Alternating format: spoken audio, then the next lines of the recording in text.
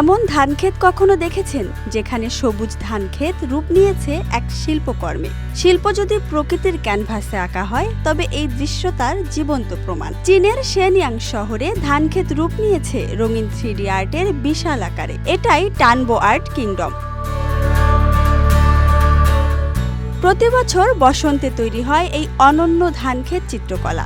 এবারের থিম রংধনুর মাঝে খেলা করা শিশুরা এবং জার্নি টু দ্য ওয়েস্ট উপন্যাসের কিংবদন্তি চরিত্রগুলো। এই অপূর্ব 3D স্টাইলের চিত্রকর্মটি তৈরি হয়েছে সুনিপুণভাবে রোপণ করা নানা রঙের ধানের চারা দিয়ে।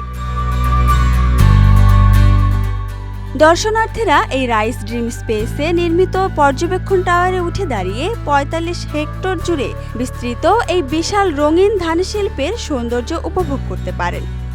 কেউ কেউ ধান খেতে চলা ছোট্ট ট্রেনগুলোতে চড়েও উপভোগ করছেন এই অপরূপ দৃশ্য।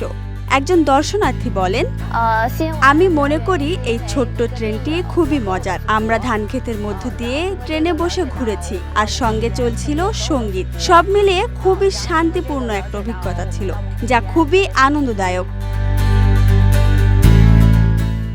প্রতি বছর ডিজাইনাররা ড্রোন ম্যাপিং ও 3D টেকনোলজি ব্যবহার করে তৈরি করেন জটিল ব্লুপ্রিন্ট, যার ভিত্তিতে কৃষকেরা বিভিন্ন উচ্চতার ও রঙের ধানের চারা রোপণ করেন। এই উদ্যোগে শিব জাতিগোষ্ঠীর প্রাচীন ধানচিত্র ঐতিহ্য ফিরিয়ে আনছে।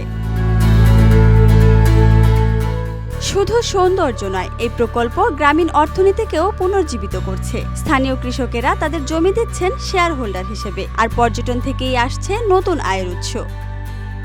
টানবো আর্ট কিংডম আমাদের দেখিয়ে দেয় কিভাবে প্রকৃতি, সংস্কৃতি আর প্রযুক্তি একসাথে গড়ে তুলতে পারে এক জীবন্ত ক্যানভাস। এটি শুধু ধানক্ষেত নয়, এ এক জীবন্ত শিল্পের রাজ্য।